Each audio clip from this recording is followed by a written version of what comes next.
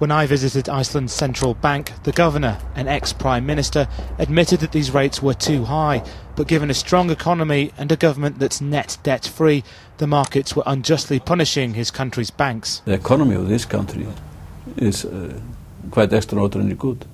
Maybe it is that Iceland is far away in the distance, smaller country, and people begin to speculate.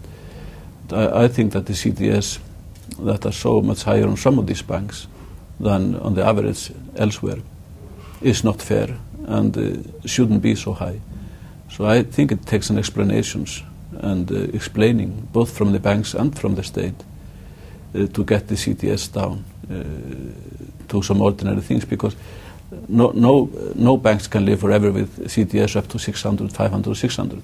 Iceland's central bank governor says his country can afford to guarantee all deposits. These banks are so sound that nothing like that is likely to ever happen.